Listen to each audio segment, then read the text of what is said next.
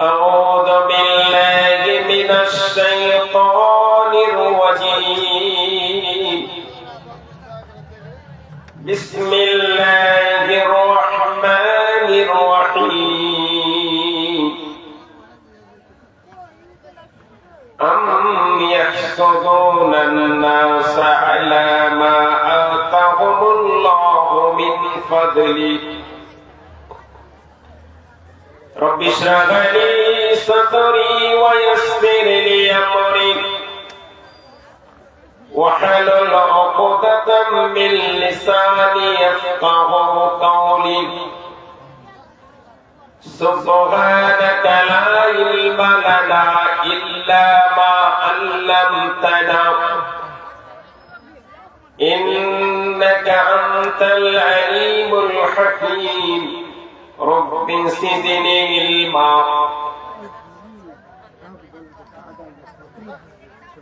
সম্মানীয় আজকের এই জলসা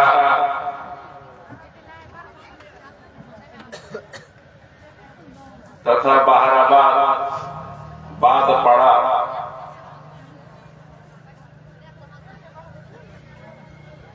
এই জলসা তথা এই সভার সম্মানীয় সভাপতি সাহেব,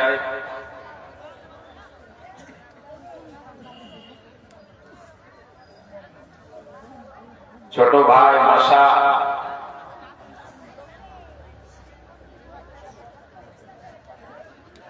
নিমন্ত্রিত আমন্ত্রিত ওলামায়ে হযরতগণ, সামনে বসে থাকা বহুদিনের পরিচিত শ্রোতা মন্ডলীগণ, পর্দার অন্তরালে থাকা মহিলাগণ, সবার প্রতি আন্তরিক সালাম ও শুভেচ্ছা।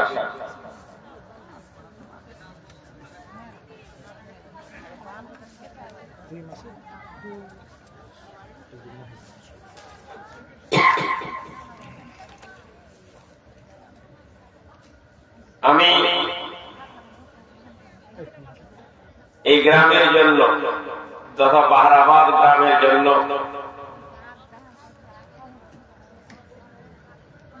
বহুত শুকরিয়া জ্ঞাপন করি, কারণ আমার ছাত্রকাল থেকে বক্তব্য এই গ্রাম থেকেই শুরু হয়েছিল। জলসা ইসলাম আলী সাহেব উনি প্রথম নিয়েছিলেন আমার জুমা মসজিদে, তখন তারাবি পড়াতাম। তখনকার ছাত্র জীবনে এবং মৌলভী সাহেব হওয়া প্রথম জীবনে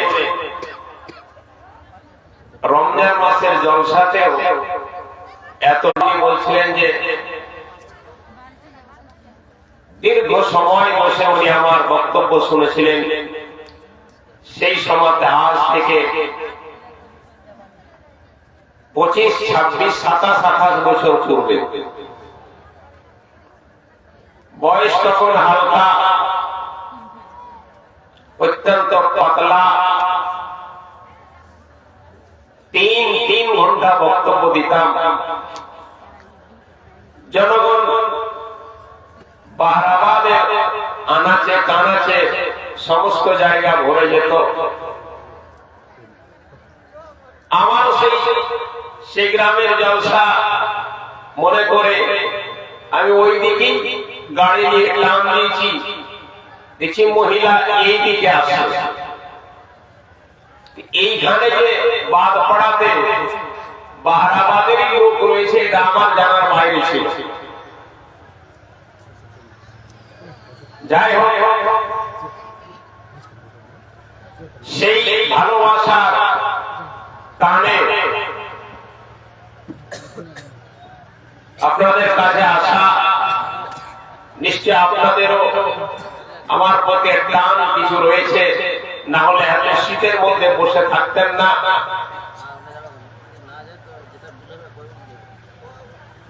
আমি আপনাদের সম্মুখে যে আয়াত তেলাওয়াত করেছি অত্যন্ত তাৎপর্যপূর্ণ আয়াত। এই আয়াত পুরুষের জন্য, এই আয়াত মহিলাদের জন্য, এই আলোচনা বয়স্কদের জন্য, এই আলোচনা কম বয়সের জন্য, এই আলোচনা ওলামাদের জন্য, এই আলোচনা নেতাদের জন্য, এই আলোচনা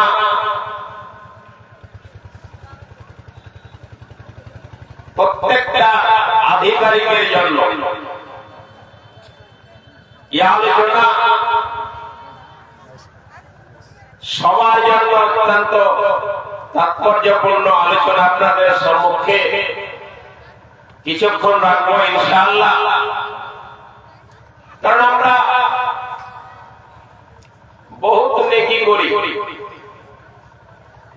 জান্নাতে যাওয়ার জন্য আমাদের নেকি যতটা প্রয়োজন আমরা ওর চেয়েও বেশি নেকি করে রেখেছি। আমাদের ঝোলিতে আমরা এত নেকি রেখেছি, এটা জান্নাতে যাওয়ার জন্য আমাদের ইনশাআল্লাহ যথেষ্ট হয়ে যাবে। কিন্তু বড় দুঃখের বিষয়,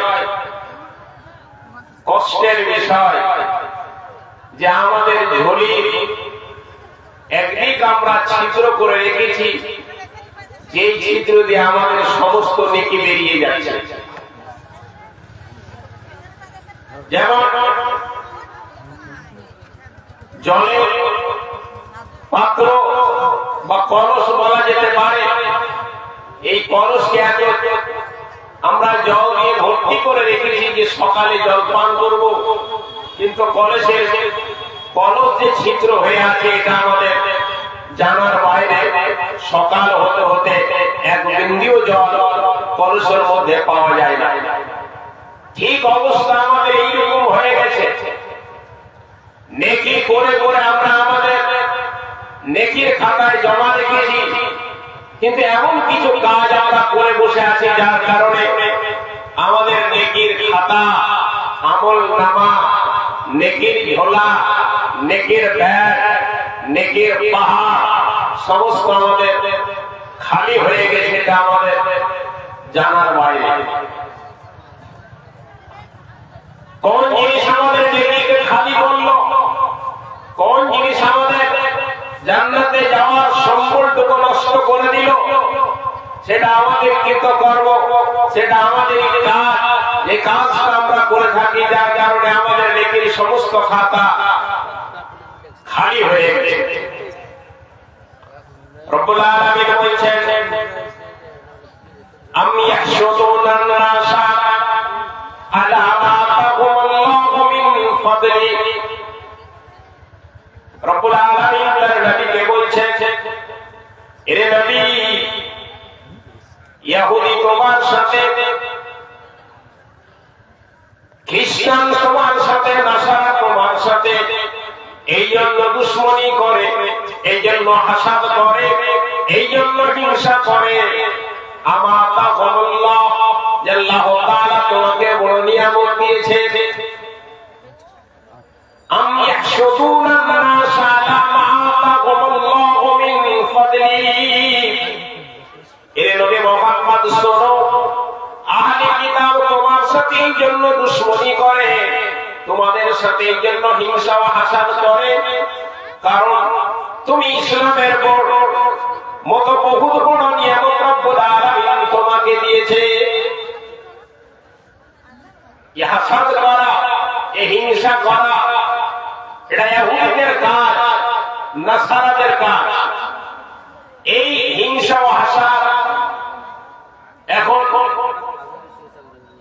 মুসলমানদের ঘরে প্রবেশ করে গেছে।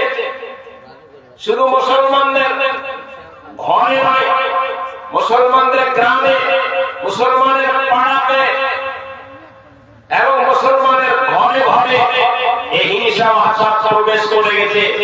এই কাজটা ছিল ইহুদি এবং এই কাজটা ছিল নাসারা।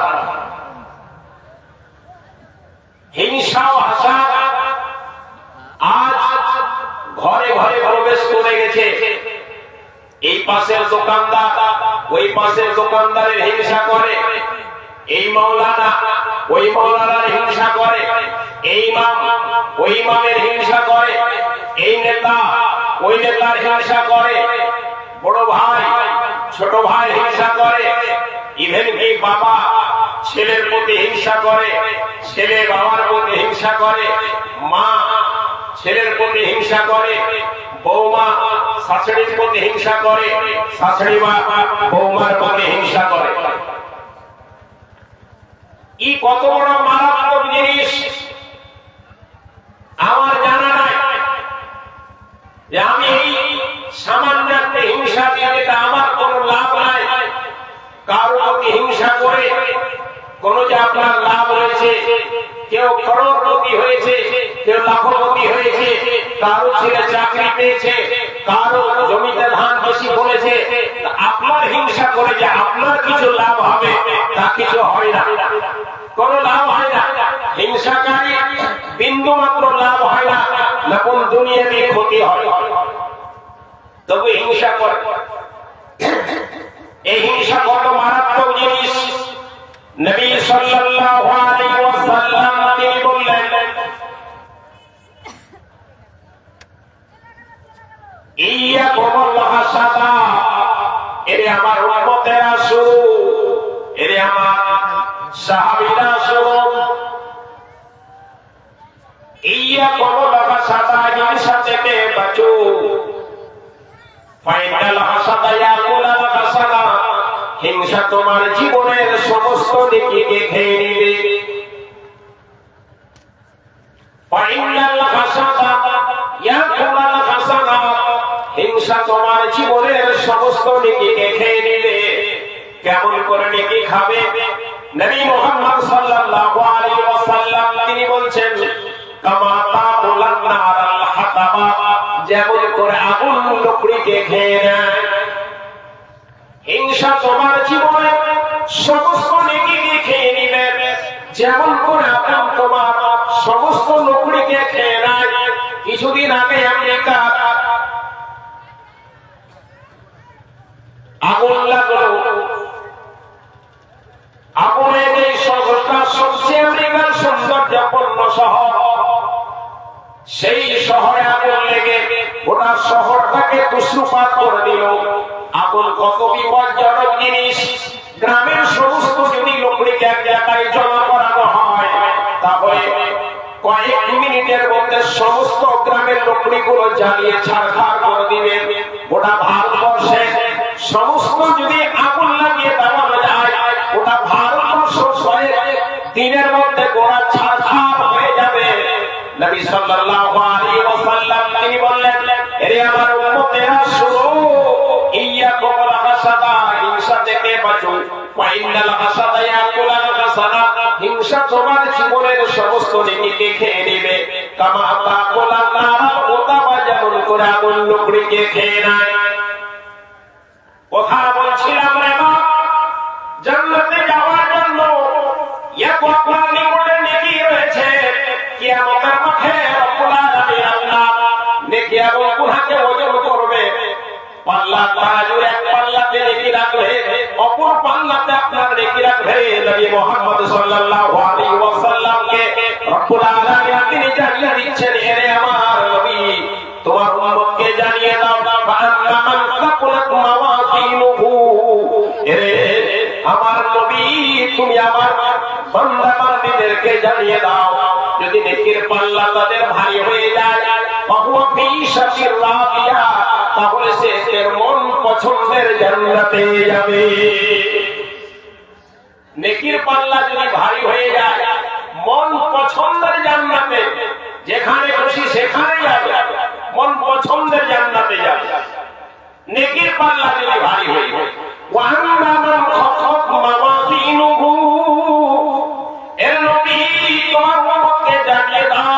যদি তাদের নেকির পাল্লা হালকা হয়ে যায়, জাহান্নামে যেতে হবে। নেকির পাল্লা ভারী হয়ে গেলে মন পছন্দের জান্নাতে, নেকির পাল্লা হালকা হয়ে গেলে সে হাফিয়া নামক জাহান্নামে। সোজা কথা, নেকি যদি বেশি হয়ে যায় আপনি জান্নাতে, নেকি যদি আপনার গুনাহ চেয়ে কমে যায় তাহলে আপনি জাহান্নামে। ওখানে কোনো তৃতীয় অপশন নাই, তৃতীয় কোনো জায়গা নাই। নবী সাল্লাল্লাহু আলাইহি ওয়াসাল্লাম বললেন জান্নাত যাওয়ার জন্য বেশি কিছু লাগে না। জান্নাত যেতে হলে বেশি কিছুর প্রয়োজন নাই। নবী আমার বললেন, ইমাম বুখারী রাহমাতুল্লাহ আলাইহি হাদিসটাকে নকল করছেন। নবী সাল্লাল্লাহু আলাইহি ওয়াসাল্লাম বললেন, মান আমানা বিল্লাহ ওয়া বিরাসূলিহি ওয়া কামাস সালাত ওয়া সাওমা রামাদান কানা হাক্কান আলাইহি আন ইয়াদখুলাল জান্নাহ। নবী আমার বললেন, মান আমানা বিল্লাহ, যারা আল্লাহর প্রতি ঈমান এনেছে, ওয়া বিরাসূলিহি, এবং নবী মুহাম্মাদের প্রতি ঈমান নিয়ে এসেছে, ওয়া কামাস সালাত, পাঁচ ওয়াক্তের নামাজ কায়েম করে, ওয়া সাওমা রামাদান, রমজান মাসে রোজা রাখে। নবী আমার বলছেন, কানা হাক্কান আলাইহি আন ইয়াদখুলাল জান্নাহ, এই লোকটা জান্নাতে প্রবেশের হকদার হয়ে যায়, পাওনাদার হয়ে যায়। হকদার পাওনাদার কাকে বলে? সকালে আপনার বাড়িতে সকাল 9টার সময় আপনার বাড়িতে রাজমিস্ত্রি কাজে লেগেছে, সারাদিন কাজ আপনার বাড়িতে করলো, সন্ধ্যা 5টা কিংবা 4টা বেজে গেল, বিকাল 4টে আপনার কাজ ছেড়ে দিল, হাত পা পরিষ্কার করতে করতে সে আপনার বেতনের পাওনাদার হয়ে গেছে।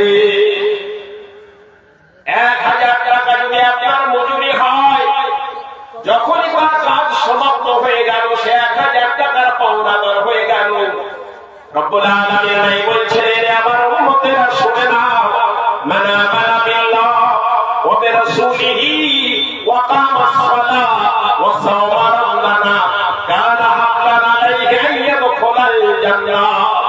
যারা আল্লাহর প্রতি ঈমান আনে, রাসূলের প্রতি যারা ঈমান আনে এবং 5 ওয়াক্তের নামাজ যারা কায়েম করে, 4র্থ নম্বর কাজ যারা রমজান মাসে রোজা রাখে, নবী আমার বললেন, কানা হাক্কান আলাইহি আন ইয়াদখুলাল জান্নাহ, এই লোকটা জান্নাতে প্রবেশের হকদার হবে। এর আমার গ্রামবাসীরা, আমি ওই দিকে চলে গেলাম, এই দিকে আল্লাহ তাআলা আমাকে নিয়ে যাবে। গোটা মানুষ নবী ইব্রাহিমের বিরোধী হয়ে গেছে, বাবা পর্যন্ত বিরোধী হয়ে গেছে, মা পর্যন্ত বিরোধী হয়ে গেছে, ভাই ভাবি যারা প্রত্যেকে বিরোধী হয়ে গেছে। ইব্রাহিম আলাইহিস সালামকে নিয়ে গোটা গ্রামের মানুষেরা বড় হাসি করে, ব্যঙ্গ করে জিজ্ঞাসা করছে, ইব্রাহিম তোমার স্ত্রী সারাকে নিয়ে তুমি যাবে কোথায়? তিনি বললেন, ওরে আমার গ্রামবাসীরা শুনে নাও, ইন্নী যাহিবুন ইলা রাব্বি সায়াহদিন, আমি আমার ওই দিকে চলে গেলাম যেই দিকে আমার প্রভু আমাকে নিয়ে যাবে। সারা বিশ্বের মধ্যে সবচেয়ে সুন্দরী রমণী ছিলেন, দেখতে অত্যন্ত সুন্দরী মেয়ে ছিলেন। তিনি যখন স্ত্রীকে নিয়ে বেরিয়ে গেলেন, পথের মধ্যে রাস্তার মধ্যে আটকা পড়ে গেল। জালেম বাদশা খবর পৌঁছে গেল, একজন পুরুষ মানুষ, একজন যুবক মানুষ তার একজন সাথে যুবতী মেয়ের সাথে যাচ্ছে, সুন্দরী মেয়ের সাথে যাচ্ছে। সুন্দরী মেয়েকে দেখলে পুরুষ মানুষের আকর্ষণ এমনিতে হয়ে যায়। জালেম বাদশা ইব্রাহিম গেল, সারা স্ত্রী সারাকে ধরল, ঘরে আটক করে বন্ধ করে দিল। বন্ধ করার পর হযরত ইব্রাহিমকে জিজ্ঞাসাবাদ করলো, জিজ্ঞাসা করার পরে অন্য একটা ঘরে বন্ধ করে দিল। হযরত সারা আলাইহিস সালামকে একটি ঘরে বন্ধ করে দিয়ে জালেম বাদশা সেই ঘরের মধ্যে প্রবেশ করলো। জালেম বাদশা হযরত সারার সাথে কিছু আলোচনা শুরু করলো, প্রেম বিনোদনের গল্প শুরু করে দিল। হযরত সারা বুঝতে পারলেন, রব্বুল আলামিন একটু বিপদে পড়ে গেলাম। জালেম বাদশা যে ধরনের আলোচনা শুরু করেছে সে তো আমার ইজ্জতকে হরণ করতে চায়। তাই হযরত সারা আলাইহিস সালাম জালেম বাদশাকে বলছে, বাদশাহ নামদা আমাকে 2 রাকাত নামাজ পড়ার আপনি সুযোগ দিন। 2 রাকাত আমি নামাজ পড়ি, নামাজে পড়া আপনার সাথে আলোচনা হবে। হযরত সারা আলাইহিস সালামকে সুযোগ দেওয়া হলো। হযরত সারা নামাজের মধ্যে দাঁড়িয়ে তিনি এই দোয়া রব্বুল আলামিনের সাথে তুলে ধরেছেন, আল্লাহুম্মা ইন কুনতু আমানতু বিকা। এরে মা আমার, বোনে আমার, বাপুরে আমার, ঈমানের কত মূল্য, ঈমানের কত দাম, আল্লাহর প্রতি ঈমানের কত মূল্য। হযরত সারা আলাইহিস সালাম নামাজের মধ্যে দোয়া করছেন। আজ আমরা নামাজের মধ্যে দোয়া করতে জানি না। নবী মুহাম্মদ সাল্লাল্লাহু আলাইহি ওয়াসাল্লাম তিনি বললেন, এরে আমার সাহাবীরা শুনো, এরে আমার উম্মতেরা শুনো, যখন তোমরা নামাজ পড়বে এবং সাজদাতে যাবে, সাজদায় গিয়ে ফাকসুরুদ দুআ, বেশি বেশি করে দোয়া করো। কারণ ওই মুহূর্তে একেবারে আল্লাহর সামনে হয়ে যাও, আল্লাহর সামনে আল্লাহর সাথে একেবারে অত্যন্ত নিকটবর্তী হয়ে যাও। আল্লাহ তোমার নিকটে রয়েছে, ওই সময়তে বেশি বেশি করে তুমি আল্লাহর কাছে যাও।